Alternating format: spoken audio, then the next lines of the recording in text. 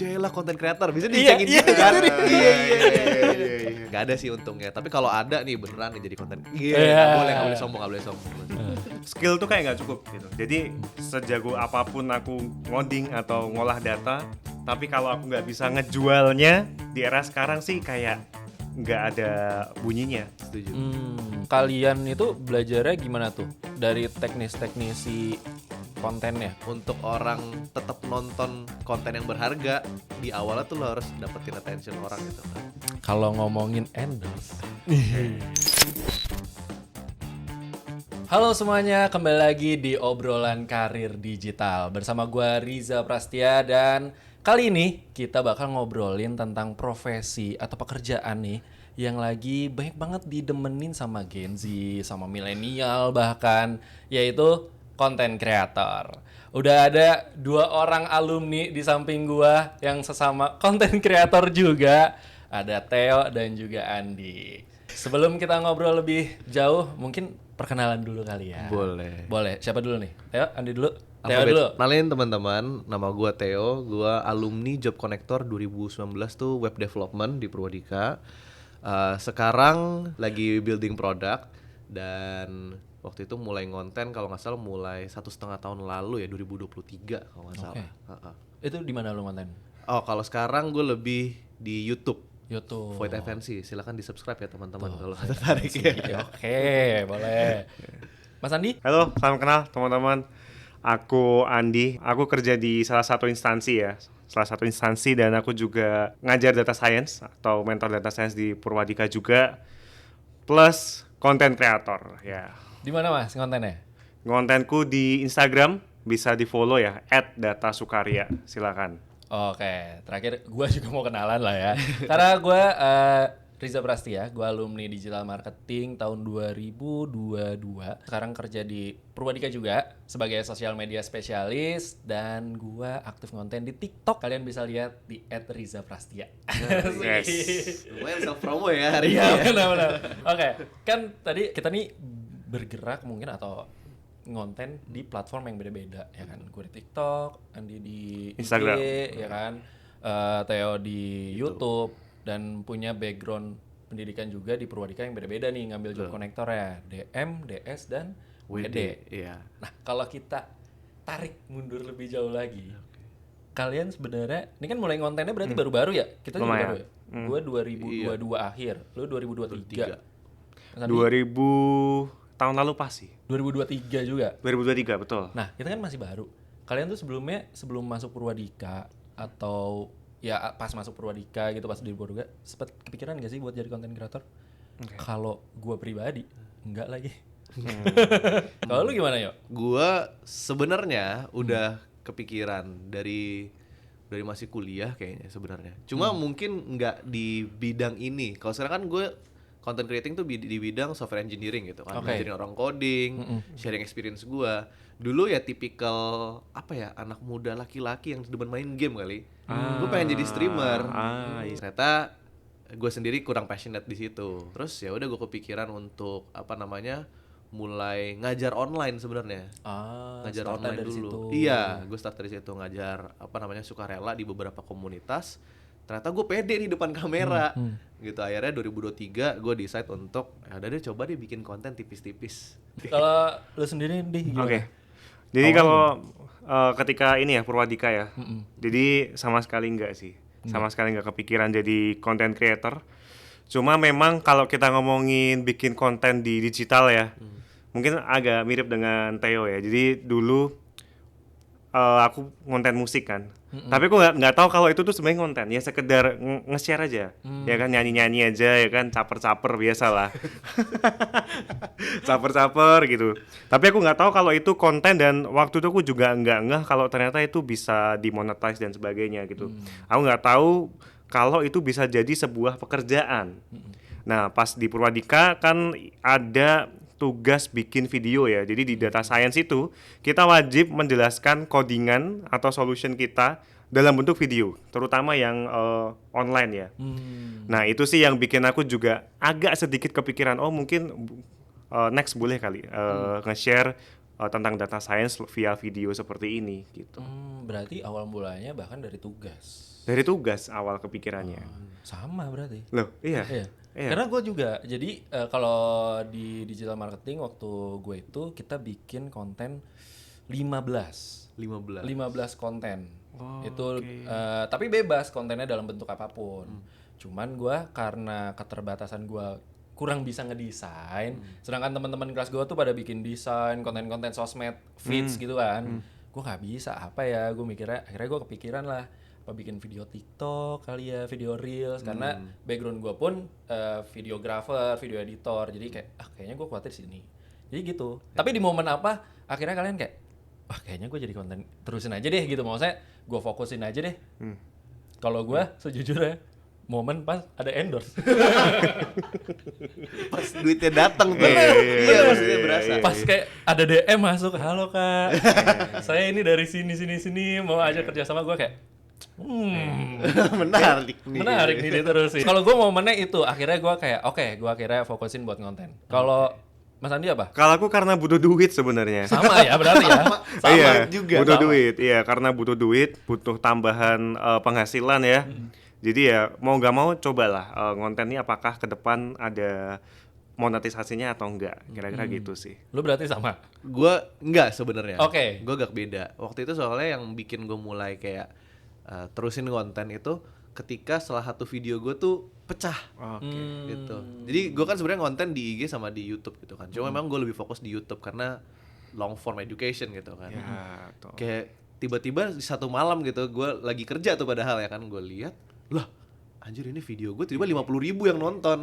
Kayak gitu, gue ngerasa kayak mungkin dari sini gitu, mungkin orang tertarik dengan persona gue gitu kan, dengan materi yang gue bawakan, ya udah deh coba aja lanjutin gitu.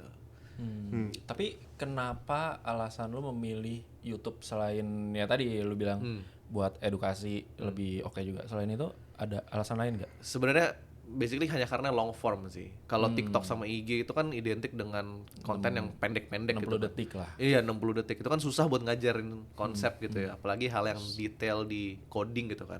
Jadi makanya gue lebih milih YouTube kayak gitu, lebih panjang durasinya gitu kan. Kalau Mas Andi, kenapa memilih IG? Kenapa Instagram ya? Ya pertama kalau daripada TikTok itu mungkin secara target pasar beda ya. Nah, biasanya orang Instagram itu dia buying powernya lumayan, mungkin dibandingkan TikTok. Tapi kalau dibandingkan YouTube, sebenarnya aku tetap prefer YouTube. Cuma sampai sekarang aku justru malah belum ada ide untuk long form video kayak Theo. Tapi masalahnya gue jadi rada gimana gitu ya. Kalian kontennya edukasi, ya kan? Sedangkan gue entertainment banget. Oke, boleh nggak apa-apa. Kalau gue tuh kenapa gue milih TikTok? Sebenarnya gue udah coba di IG juga kan, upload di IG juga. Tapi ternyata view-nya lebih gede di TikTok karena konten entertainment banget. Jadi konten gue tuh lebih ke arah social experiment.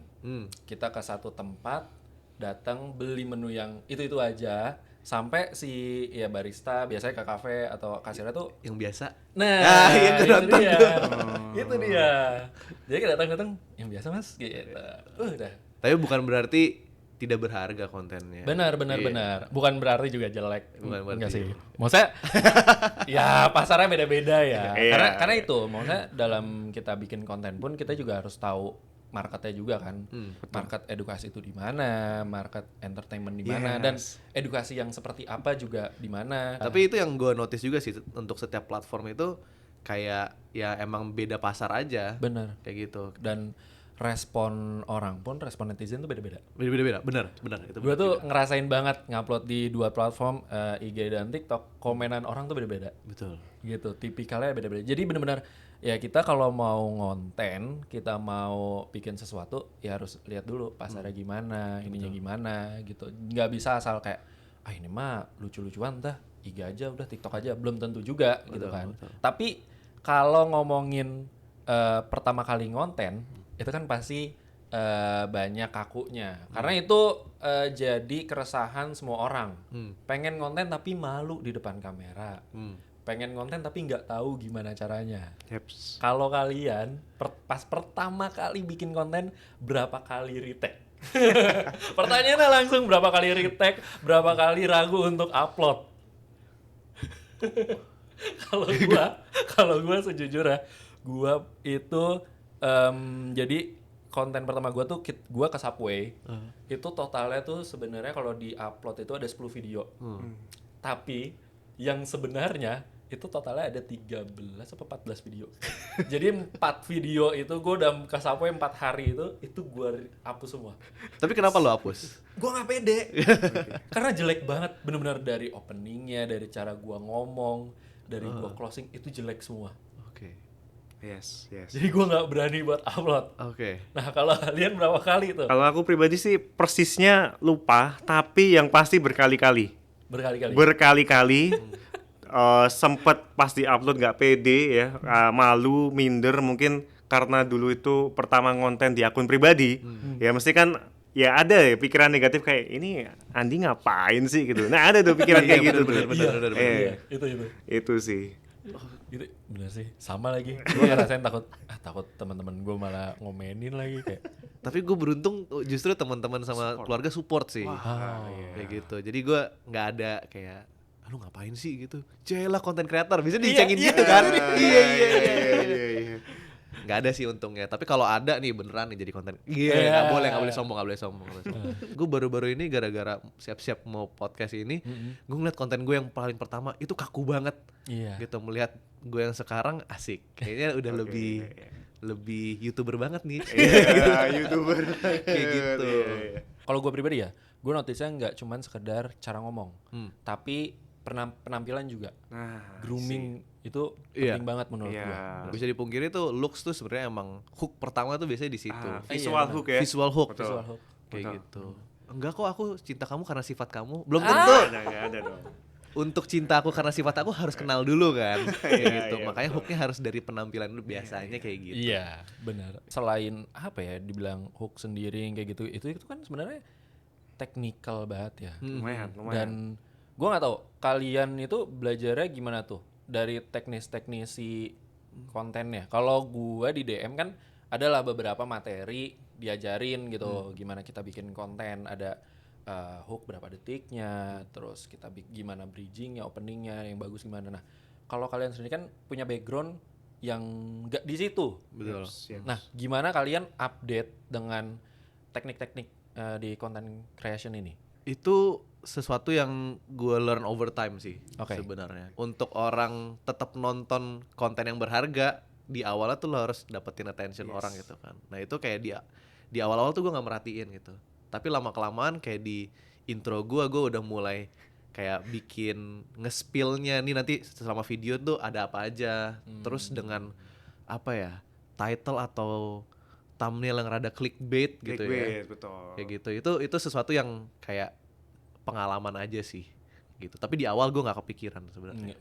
Kalau aku sama sih juga selama proses itu, terutama di short ya, konten yang format pendek, itu aku nggak setuju kalau konten is king ya. Jadi kayak overall aja dari hook, terus dari hook kita bikin mereka penasaran kan, habis bikin mereka penasaran kita empathy kan, jadi gimana supaya orang itu kayak relate sama kita, baru konten is king-nya itu, baru isinya, baru ke CTA-nya kan, call to action-nya. Jadi aku rasa sih kalau video short itu retention-nya sih, orang-orang sekarang tuh susah fokus. Iya benar. Susah fokus gitu. Kalau motivasi deh, kita ngomong motivasi deh gitu lah. Oke. Kalau motivasi gue duit gimana? Motivasinya duit lagi. Iya lagi gue. Nah, motivasi kalau kalian apa? Kalau gua sejujurnya pas pertama kali tahu, wah ternyata gede nih, gua harus bisa lanjutin.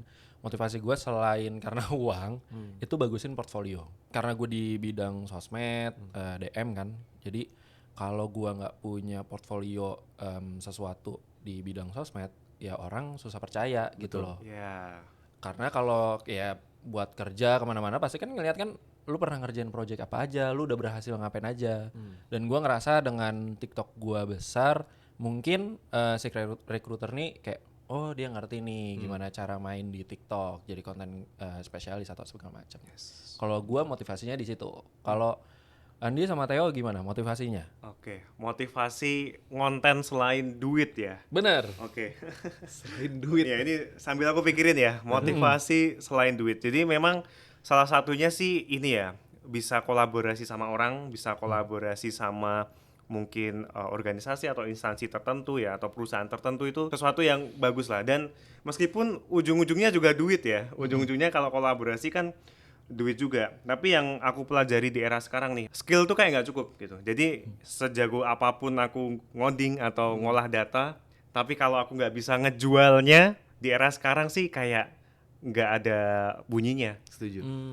Itu sih, itu di luar masalah duit. Jadi sekarang itu kita nggak harus nunggu ilmu kita 10 dulu untuk bisa sharing ke orang. Kita ilmunya 7 itu sebenarnya juga udah cukup gitu ya. Kita dari 7 ngajarin yang 5, nanti kita naik lagi yang 8 ngajarin yang 6 dan seterusnya sih. Itu sih, dan mungkin yang bikin aku terus termotivasi selain duit adalah orang-orang yang say thanks ke kontenku tuh. Iya, jadi banyak bapak-bapak, ibu-ibu ya yang kerja di entah di daerah atau dimanapun kayak ya bilang, alhamdulillah mas kontennya membantu banget, atau puji Tuhan kontennya sangat membantu mas. Jadi itu yang bikin aku termotivasi. Kalau gue sebenarnya not necessarily ke uang sebenarnya. Ya. Walaupun sepanjang perjalanan Benar. gue tahu oh ternyata bisa making money juga kayak gitu. Awal-awalnya gue bikin konten itu karena gue kan resign. Gue kan dulu ngajar di sini kan di Purwadika. Dan passion gue itu sebenarnya di bidang education. Iya. Gitu. Cuma gue resign untuk nyari experience lagi gitu di technical fieldnya gitu. Tapi selama lagi itu proses nyari pengalaman ya gue kangen ngajar gitu. Ya udah gue kepikiran ya udah gue coba bikin konten aja dulu kayak gitu. Gue lampiasinnya tuh di konten, ngajarnya tuh via konten kayak gitu. Gue ngajarin orang, abis itu waktu itu juga viewsnya sebenarnya nggak terlalu banyak kayak gitu. Tapi ketika gue juga mulai sharing yang lebih bersifat kayak experience gitu, gue ngeliat ternyata wah orang itu tertarik juga ternyata tentang diri gue sendiri gitu. Dan gue di situ melihat juga konten itu selain tempat pelampiasan gue untuk ngajar bidang education, tapi bisa jadi media untuk gue tadi sih kembali lagi personal branding kayak gitu. Iya itu dia. Iya. Dan menurut gua di tahun ya apalagi sekarang udah mau 2025 ya kan. Kalau kita nggak punya digital presence, itu sayang banget. Betul. Apalagi kita yang bekerja di bidang digital. Karena lu kerja di bidang digital, portfolio lu semuanya digital. Tapi kalau lu nggak showcase di sosmed lu, kayak buat Percuma. apa? Gitu. Percuma. Kayak produk bagus tapi lu nggak marketingin. Bener. Kayak gitu ya, orang nggak akan tahu tentang produk itu. Iya. Personal branding kan ya udah nge-marketing diri sendiri. Benar. Kayak gitu. Dan kalau ngomongin endorse, kita ngomongin dari tadi kan pengalaman jadi konten kreator awal mulanya. Enaknya. Nah, kita belum ngomongin enaknya nih. Enaknya jadi konten kreator tuh apa menurut kalian? Oke. Theo dulu deh. Yang lebih pengalaman dulu deh. Enaknya adalah yang pertama udah pasti different source of income gitu ya. Iya. Kayak gitu. Itu pun berasalnya tuh banyak banget kalau dari konten. Gitu. Kayak pertama kayak tadi brand deals, endorsan. Itu satu. Cuma itu sesuatu yang kayak nggak nentu gitu kan. Betul. Yang kedua itu kalau di YouTube gue ada AdSense gitu. Walaupun ya di Indo relatif kecil ya gitu. Yang ketiga ini yang menurut gue justru yang paling penting, yaitu istilahnya apa ya, kayak crowdfunding dari community lo sih, dari viewers lo gitu. Jadi kalau gue sebenarnya konten gue lebih banyak justru di live streaming di YouTube gitu. Dan kalau lo lihat live streamer gitu kan itu suka nerima saweran biasanya. Iya. Kayak gitu. Dan itu menurut gue adalah salah satu, sampai sekarang gue nggak mau buka data ya sebenarnya sih, tapi earnings terbesar gue adalah justru dari saweran viewers, dari dukungan dari viewers, orang say thanks kah atau ngejokes pun lewat saweran kayak gitu. Itu adalah penghasilan terbesar gue tuh dari situ kayak gitu. Dan itu menurut gue adalah bentuk kayak sekalipun jokes gitu ya, itu kayak bentuk apresiasi dari ya konten gue aja, karena mungkin mereka ngerasa deket sama gue lewat brand personal gue, lewat konten gue, jadi mereka ngasih apresiasi itu kayak gitu. Enaknya tuh di situ kayak gitu. Lo ada banyak orang komunitas yang secara sukarela gitu loh. Iya. Karena mereka demen sama konten lo, sama personal branding lo, mereka mau support lo secara monetary. Gitu. Menurut gue itu keren sih. Keren. Iya. Bener. Gue juga setuju sih. Enaknya jadi konten kreator ya itu kita punya income di tempat lainnya gitu selain pekerjaan utama full time, yaitu dari Betul. Nah, ini yang branding. saya cari, betul. Gitu. Dan kalau jadi content creator kan ya walaupun banyak orang bilang bagusan upload setiap hari gitu konsisten dan lain sebagainya, tapi kita bikin konten sehari mungkin bisa nyetok berapa video Betul. gitu. Itu misal buat 1 minggu, ya udah weekend syuting buat 1 minggu, upload. Di YouTube bisa AdSense walaupun kecil tapi ya lumayan kan Lumayan, gitu. yes. Dan begitu juga di Instagram juga TikTok gitu kan.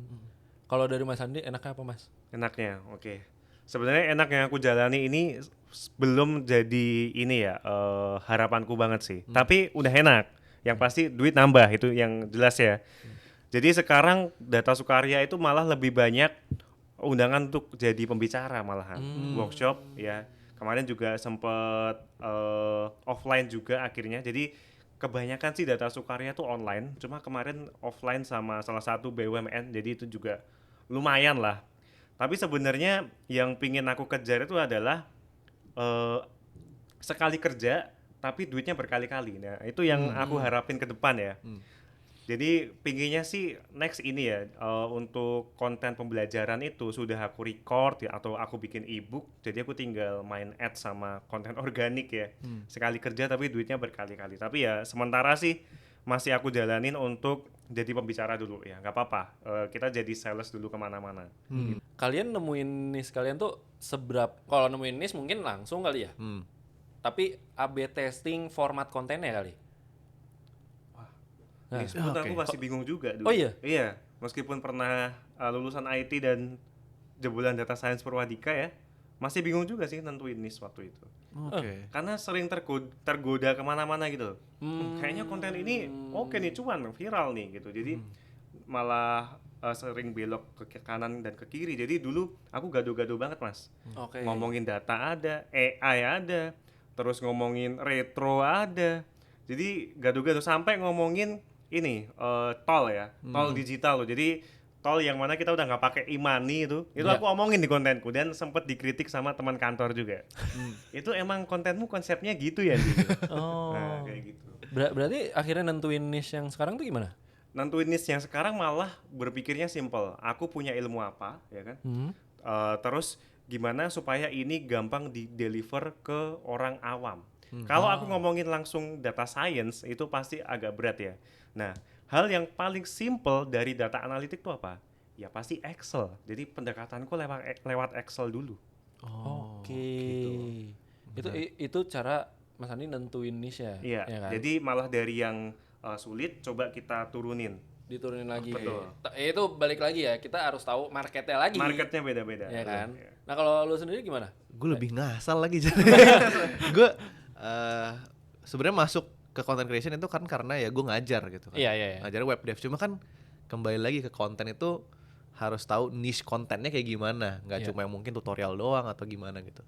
Nah gue ngelihat ada angle lain gitu di dalam content creation, web development sama software engineering Indonesia khususnya ya. Belum ada nih yang kayaknya anak muda dan yang lebih bersifatnya ngebanyol gitu, lebih ceplas-ceplos kayak gitu. Ya udah jadi gue ambil angle itu gitu. Gue coba sharing experience, gue sharing materi gitu, tapi dengan persona gue aja. Di awal itu emang susah untuk dapetin kayak, aduh, gue nyamannya dengan konten kayak gimana ya gitu. Karena gue pernah nyoba mulai dari tutorial, abis itu sharing pengalaman, itu gue sebut sebagai ngebacot gitu. Sharing pengalaman sama sharing technical yang lebih advance lagi di software engineering gitu. Dari semuanya itu udah gue cobain, akhirnya itu gue memutuskan untuk, karena gue juga belum full time content creator sih, ya udah gue bikin konten yang gue nyaman untuk bikin aja gitu. benar. Which is sekarang itu adalah gue live streaming sambil ngoding, bikin vlog, sama bikin sharing experience yang lebih bersifat mungkin soft skills di dunia software engineering kayak gitu. Itu cara gue nentuin niche Ya, kayak dan gitu. kalau tadi lu bilang kan kayak ngasal bikin apa aja, Mas Andi juga. Tapi akhirnya kita nemuin satu, yaitu ya udah keresahan kita yang paling nyaman di kita aja. Betul. Dan itu menurut gua sebuah tips atau trik ya buat mulai konten gitu. Kesalahan orang di luar tuh adalah yang kayak tadi Mas Andi sempat mention gitu, latah, gado-gado. Kalau bagi gue bikin konten tuh mulai dari keresahan aja. Iya. Biar yang nulis skripnya tuh natural. Betul. Karena gue pribadi, gue bikin kontennya itu setiap hari kayak biasa itu karena gue suka berinteraksi sama orang. Gue suka berinteraksi sama pekerja-pekerja yang memang frontliner gitu, entah itu kayak barista, kasir dan lain sebagainya. Sembari gue berinteraksi sama mereka, gue juga dapat insight menarik. Mereka tuh kerjanya tuh gimana, terus kayak di dunia kalau gue beberapa kali ke tempat kopi itu kayak lagi ngetren tuh kopi apa sih gitu, beans yang kayak apa sih, yang kayak gimana sih, dan itu yang ya memang itu keresahan gua, itu kesukaan gua, dan jadi ternyata jujur sama orang. Betul. Menurut gue itu sih. Iya, sama experience gue kayak ngikutin konten viral itu tidak, menurut gue ya, menurut experience gue maksudnya, itu nggak akan ngebikin kayak komunitas yang solid Ya. gitu. Belum tentu ngikutin konten yang viral itu belum tentu akan nge-build personal branding yang solid. Iya, iya, iya. Again, kembali lagi sih, personal branding itu atau konten yang solid itu ya kembali ke ya lu jujur aja tentang diri lu, keresahan lu apa. Benar. Tapi di era sekarang udah banyak banget di mana-mana jadi ada konten kreator, dikit-dikit konten kreator baru. Menurut kalian dunia konten kreator tuh udah overrated belum sih? Udah terlalu ini banget nggak sih? Over nggak sih? Menurut kalian gimana? Enggak sih, menurut gua justru nggak terlalu saturated ya gitu. Soalnya kalau ngomongin content creation kan belum tentu orang mau konsisten di bidang iya itu, benar. ya kan? Ada yang mungkin ya udah gue bikin konten iseng-iseng aja, not as a career gitu. Atau emang sengaja nggak mau diseriusin gitu. Contohnya kayak gua gitu. Gua kan bukan tipe orang yang pengen banget jadi harus jadi content creator, itu goals tahun depan sebenarnya. Oke. Tapi tahun ini kayak ya udah gue bikin konten senyamannya gue aja. Kayak gitu, dan gue melihat kayaknya di niche tertentu tuh kayak banyak banget sebenarnya yang bisa di-tackle gitu sama orang kayak gitu, tapi belum ada content creator di bidang itu. Ya. Kayak gitu, menurut gue itu opportunity juga sebenarnya. Bener, kalau aku juga ngelihatnya walaupun sekarang konten kreator tuh di mana-mana, udah banyak banget apa segala macam. Kita sebenarnya masih bisa oke kok gitu. Kita masih bisa, orang-orang yang bikin konten ya, maupun siapapun itu di luar sana. Kalian masih bisa kok untuk dapetin ya endorsement, brand deals dan lain sebagainya, bisa lebih gede lagi. Asal tahu aja gimana nih caranya stand out dari yang lain. Betul. Beda dari yang lain. Walaupun udah beda, itu masih ada lagi proses-proses yang lainnya gitu. Betul. Maksudnya gimana cara pengemasannya mungkin beda tuh, bukan dalam arti cuman sekedar dari gaya bahasa, ngomong dan lain sebagainya, tapi dari skrip, pengemasannya, terus gimana touch kayak ke audiens juga gitu, balas-balasin komen. Kayak gitu itu tuh penting banget. Dan kalau misalnya kalian masih baru, menurut gua tipsnya adalah, dan ini yang gua lakukan dulu, itu tuh benar-benar nge-maintain hubungan antar penonton. Komen tuh pasti gue balas-balesin. Oh, I see. Gitu. Di hari pokoknya gue abis upload konten, besokannya dalam satu hari tuh gue balas-balesin konten yang kemarin gue upload. Itu tuh pasti. Karena itu biar mereka tuh kayak, oh ini orang nggak sombong. Oke. Oh ini baik nih, Nggak seru star nih. syndrome tuh ya. Nggak star syndrome gitu. Kalau dari kalian ada nggak tips-tips buat yang baru mau mulai jadi konten kreator selain ya itu konsisten, selain yang kayak gitu-gitu? Waduh. Mungkin kalau gua nambahin yang tadi kali ya, untuk menjaga maintain hubungan, menurut gua adalah perbanyak referensi dari konten luar negeri. Oh, dari konten. Bagi gua itu sih. Oke. Karena ketika kita lihat konten di luar negeri itu bagus gitu, engagementnya oke, kalian coba riset di pasar Indo udah ada apa belum. Karena itu yang gue lakukan dulu gitu. Nah kalau udah ada, coba tap in aja. Karena di dalam dunia konten kreator itu, konten bakal hidup kalau udah ada komunitasnya. Gitu. Kalau udah kebentuk komunitasnya, entitasnya gitu, kalian kayak zaman dulu vlog, ada Rando gitu kan, pertama kali vlog di Indo, walaupun ada lagi yang lain. Artis-artis pada ikut, kebentuk, pasarnya kebentuk, penikmatnya kebentuk. Iya. Dan menurut gue itu sih tipsnya sih. Kalian juga nggak main asal tap in di konten, lihat dulu yang Research lain. dulu ya. Iya. Ya. Kalau gue itu tipsnya. Oke, nice. Kalau kalian? Kalau aku masih percaya bahwa quantity over quality. Oke. Ya, jadi kalau ada orang bilang quality over quantity itu agak sesat, ya. Karena quality yang dia bilang itu mungkin hanya di mindset dia doang. Wah, aku merasa videoku bagus kok. Itu kan pikiran kita aja. Nah, padahal yang harus kita kasih ke orang adalah kebutuhan mereka kan. Betul. Mereka beneran butuh nggak atau ternyata itu cuma asumsi kita aja. Jadi itu sih kalau aku malahan. Oke, quantity over quality. Iya, karena dari quantity kita sering nyoba iterasi tadi yang dibilang Iterasi. Theo kan. Wah, ini kayaknya kok aneh, jelek, coba lagi. Oh, kayaknya penonton nggak terlalu butuh kayak gini, coba lagi. Kayak gitu sih. Berarti itu sama aja kualitinya akan kebentuk dengan sendirinya ya, bisa Betul, dibilang ya. Betul. Oke. Kalau Mas Theo, Gua tips untuk orang-orang yang baru mau mulai konten? baru mau mulai ya. Ini gue sebenarnya nggak bisa ngasih tips yang kayak, oh ini supaya 5 tricks gitu biar kamu ya. Gue nggak bisa ngasih tricks gitu.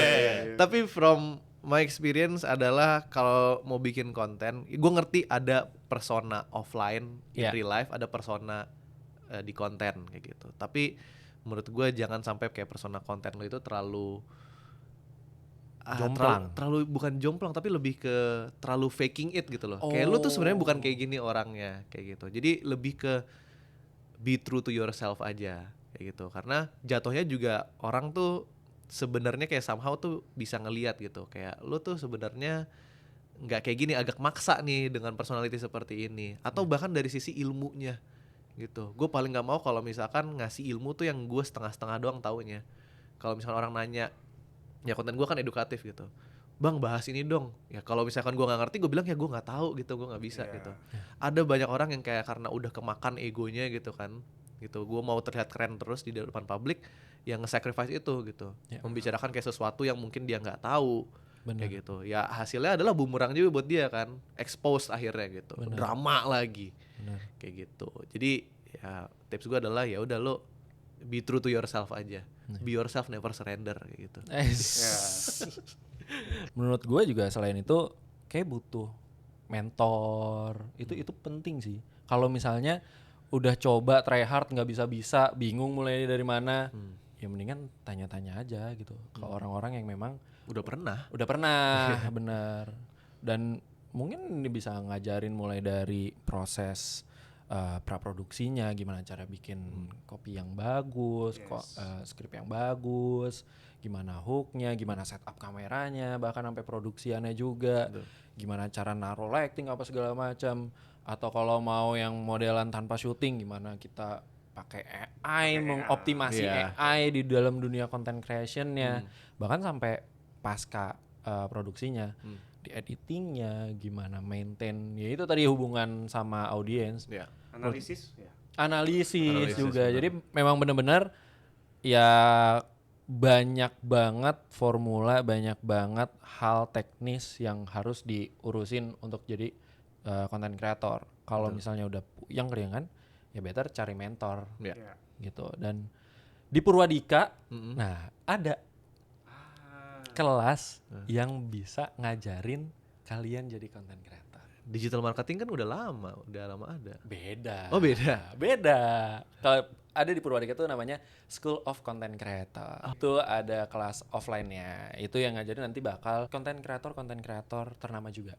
Ada Devi Masterchef. Oke. Itu ada juga Rizky. Itu CEO-nya Humans. Humans. Nah, itu dan juga ada Pandin, itu adalah community manager dan academic School of Content Creator Manager di Purwadika. Itu beliau udah belasan tahun di dunia Sepuh itu. iya di dunia digital marketing. Dan juga ada Hosea.